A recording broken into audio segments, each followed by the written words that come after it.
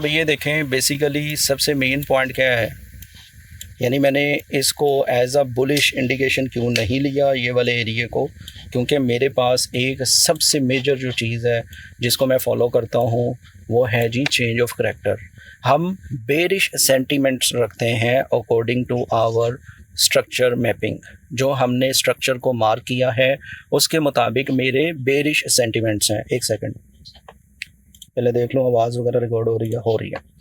तो भाई साहब, जब मेरे है ही बेरिश सेंटीमेंट, मैं स्कैल्पिंग के तौर पे या मैं 1/2 रेशो के तौर पे या मैं एक छोटा मार्जिन रखते हुए अपनी ट्रेड बुलिश देख सकता हूँ, बट नोट कि मैं अब इसको ड्राउन लिक्विडिटी पर ले जाऊँ। ठीक है, ये आल्दो यहाँ पे लिक्विडिटी अपना काम कर रही थी, लिक्विडिटी ने यहाँ पे अपना काम दिखाया और मार्केट ऊपर चली गई, लेकिन मेरे जो मेन ट्रेड होगी वो होगी फर्स्ट ये वाला पॉइंट है जिसे मैं PDRAs कह रहा हूँ या मैं इसको POI कह रहा हूँ, बेरिश नोट बुलिश, क्योंकि ये H4 में, चले H4 में जाकर मैं आपको दिखा भी देता हूँ।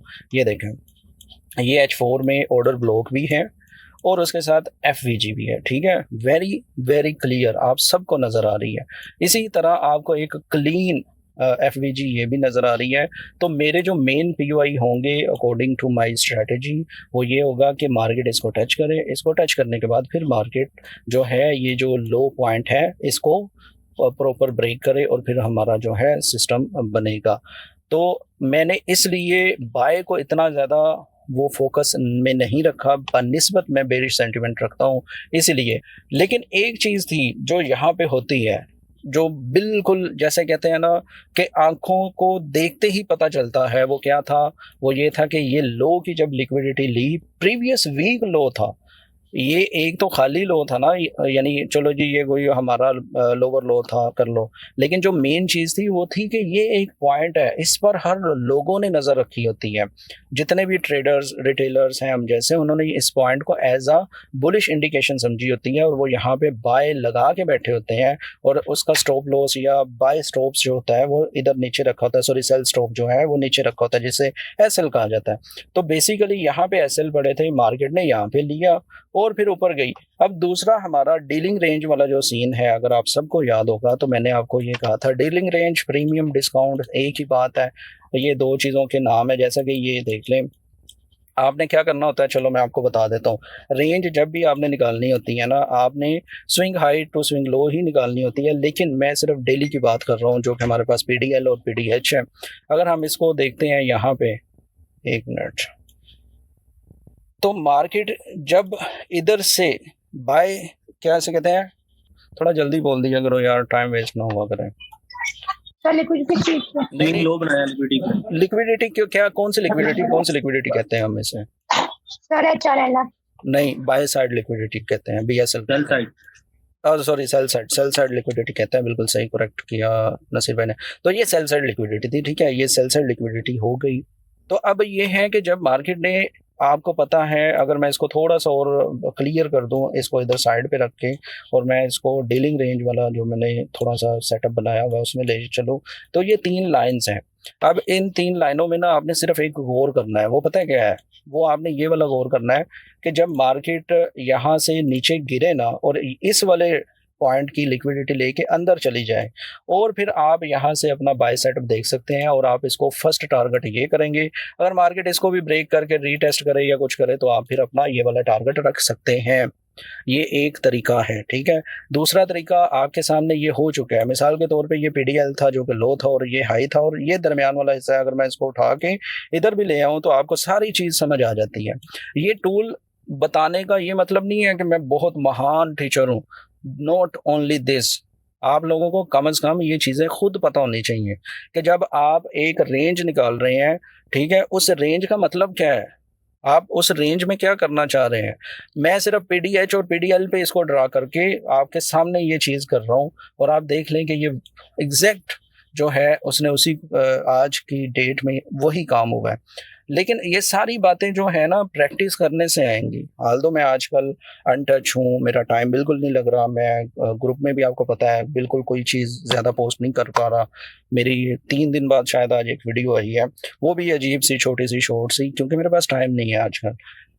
लेकिन फिर भी मैं चार्ट को जैसे ही देखता हूँ ये जस्ट नॉट ओनली कि मैं बहुत वो हूँ, ये आप भी हैं, आप लोगों के साथ मैंने ये चीज़ शुरू की है। यानी कोई 1.5 साल पहले की बात है, हम जब बैठते थे एक दूसरे के साथ, हम डिमांड सप्लाई सीख रहे होते थे उस टाइम पे। लेकिन मसला क्या है, मसला ये है कि मैं चार्ट को देखते ही उस पर मेहनत शुरू कर देता हूँ। यही मेहनत मुझे आप लोगों से चाहिए। अगर आप लोग नहीं करेंगे, इट डज नॉट मीन कि आप अच्छे ट्रेडर नहीं है, इट मीन्स कि आप स्लो हैं, और स्लो होने के साथ आप जो बाकी लोग प्रॉफिट बना रहे होंगे वो आप नहीं बनाएंगे। बात समझ रहे हैं? अब ये मैंने तो चीज़ नहीं ना बनाई, ये डीलिंग रेंज या डिस्काउंट प्रीमियम वगैरह मैंने तो बनाई नहीं है ना, ये तो शायद जो है माइकल ने इजाद की हैं ये चीज़ें। ठीक है, वो क्लेम भी करता है कि मैंने ही की है, इससे पहले थी नहीं थी मुझे नहीं पता, ये चीज़ें मैं माइकल से सीख रहा हूँ। अब एक टिप है, लेकिन उससे पहले मुझे ये बता दें सब कि सबको समझ आ गई है? जी सर। जी सर। ठीक है, चले ठीक है। अब टिप क्या है? टिप ये है कि मैं ना एक और आसान चीज़ करने लगा हूँ, ये भी मैंने माइकल से ही सीखी है। अगर कोई शार्प से मुराद पता है क्या होता है? क्लियर कट आपको कोई पॉइंट नजर आ रहा हो ना, जैसे कि ये है, चले ये हमें उसी में मिल गया, वेल डन हो गया। जैसे ये पीडीएच है, अब ये देख सकते हैं कि इसका और इसका ये 3 कैंडल्स का शार्प टच है, शार्प, वेरी शार्प। यानी ये आंखों से देखते ही पता चल जाता है कि इसमें कोई ऊपर नीचे नहीं है। एक ये कैंडल की बात कर रहा हूं मैं, एक ये कैंडल की बात कर रहा हूं, एक ये कैंडल की बात कर रहा हूं। अगर नहीं समझ आ रही, मसला नहीं है, इधर मैं बता देता हूं। ये देख लें कि ये शार्प इक्वल है, ठीक है ना, ये बिल्कुल बराबर है, एक दूसरे के एन मुताबिक चल रहा है। ये इसको क्या कहते हैं बताएं जरा? ट्वीजर हाई, ट्वीजर लो वगैरह कहते हैं सर, जिनकी बॉडी नहीं, हम क्या कहते हैं, डबल टॉप और इक्वल। जी इक्वल हाइट। हाँ जी, इसको हम डबल टॉप या इक्वल हाइज कहते हैं। छोड़ दें ट्वीजर वगैरह, छोड़ दें, हमने अपने उसी से चलना है। अब ये जो शार्प होता है ना, इक्वल हाइज हो या चलो इसको मैं ये भी कर देता हूँ, यानी ये विक की शक्ल में भी हो सकता है, नॉट ओनली बॉडी। ये ना समझिएगा कि आपने बॉडी ही मार करनी है, ये बॉडी इसलिए समझा रहा हूँ क्योंकि ना ये ज़्यादा अच्छे से समझ आ जाएगी। अब ये इक्वल हाइज या इक्वल लोज हों, और ये आपको बड़े टाइम फ्रेम जैसे वीक या डेली या मंथली आपको ये मिल जाए, ठीक है, इसी तरह डबल टॉप या डबल बॉटम वगैरह मिल जाए। अगर आपको यहाँ से ये वाले पॉइंट से मार्केट बेरिश नज़र आ रही है ना, तो आपने इसको टारगेट करना ही करना है, अगर इक्वल लोज हैं तो, या डबल बॉटम है तो, ठीक है, तो आपने इसको टारगेट करना है। क्योंकि मार्केट में जब 2 पॉइंट यानी 2 दफ़ा किसी भी चीज़ पर वो टैप हो जाती है ना मार्केट, और वहाँ से रिएक्शन दे देती है ना, तो जितने हम जैसे छोटे ट्रेडर्स होते हैं वो उसको एज अ डिमांड मान लेते हैं। वो कहते हैं कि अब ये जो पॉइंट है ना, ये तो बहुत ही स्ट्रॉन्ग पॉइंट है फॉर बाइंग, क्योंकि मार्केट ने 2 दफ़ा रिएक्शन दे दिया। जैसे यहाँ पे 3 दफ़ा रिएक्शन दे दिया है। H4 की बात कर रहा हूँ मैं, अगर ये कैंडल देख लो, ये कैंडल देख लो, ये कैंडल देख लो। अब मार्केट यहाँ पर आई नहीं है, लेकिन मैं आपको बता रहा हूँ, अगर मार्केट यहाँ पे आएगी ना, तो यहाँ पे, अब मैं वैसे कोई वो भी नहीं हूँ, लेकिन यहाँ पे एक विक ज़रूर लगाएगी। इस तरह विक आपको नज़र आएगी आएगी। क्यों? क्योंकि यहाँ पर ऑलरेडी पेंडिंग ऑर्डर्स पड़ चुके हैं रिटेलर्स के सेल के लिए, क्योंकि मार्केट ने 3 दफ़ा रिएक्शन दे दिया। अगर हम पीछे जाएंगे तो पीछे भी हमें इस पॉइंट पे ये देख लो, ठीक है, ये सपोर्ट बिकम टू रेजिस्टेंस और रेजिस्टेंस बिकम टू सपोर्ट, ये आपको पूरी इसकी एक हिस्ट्री भी बता रही है। तो अब उसका क्या कहना है? उसका ये कहना है कि जब ये शार्प कट या शार्प इक्वल्स मिल जाते हैं आपको, तब हाईली चांसेस होते हैं कि मार्केट वहाँ पर जाएगी ही जाएगी, ठीक है।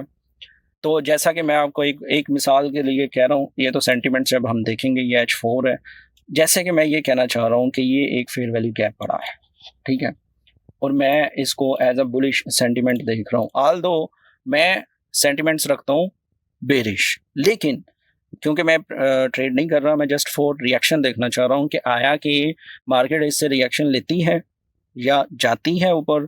तो just for learning you to also mark this point, H4 बहुत बड़ा टाइम फ्रेम है, आपको भी पता है कि क्या ये करेगी।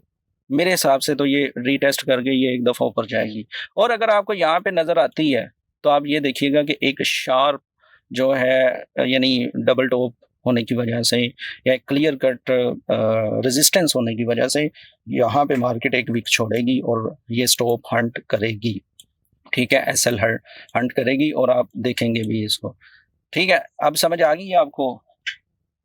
बता दें ज़रा मुझे। जी सर। जी सर। तो ये चीजें जो है ना, जी जी जी, कौन थे? आवाज क्लियर नहीं है मुझे। शाबाश।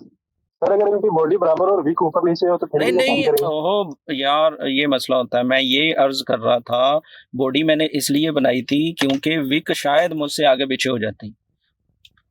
ये होनी विक ही चाहिए, या बॉडी भी हो सकती है। अभी सम टाइम कैंडल नहीं छोड़ती ना वो, तो वो हो सकती है, लेकिन होनी वही चाहिए। इक्वल हाईज या इक्वल लोज होने चाहिए, जैसा कि यहाँ पे है, देख सकते हैं आप, यहाँ पे है। जैसे ये 3 कैंडल्स हैं, 1 2 3, ये ऑलमोस्ट सेम इक्वल्स हैं तीनों ही, ठीक है। तो हमें इक्वल्स चाहिए पॉइंट, और इसको मार्केट लेने आती ही आती है। ये सिर्फ बॉडी नहीं मैं दिखा रहा था, body is nothing a part of this game. Main चीज है कि वो इक्वल्स होने चाहिए, या हाई हो या लो हो, ठीक है। ठीक है। विक भी हो सकती है, विक का भी अमल दखल इसमें होता है। ये इस तरह कोई भी, अगर आपको जैसे ये है, तो अब मार्केट क्या करेगी? मार्केट जो है यहाँ से ओपन होके वो टारगेट हमारा ड्रॉ ऑन लिक्विडिटी, कुछ इस तरह सिनेरियो बनेगा। आई होप आपको समझ आ गई है।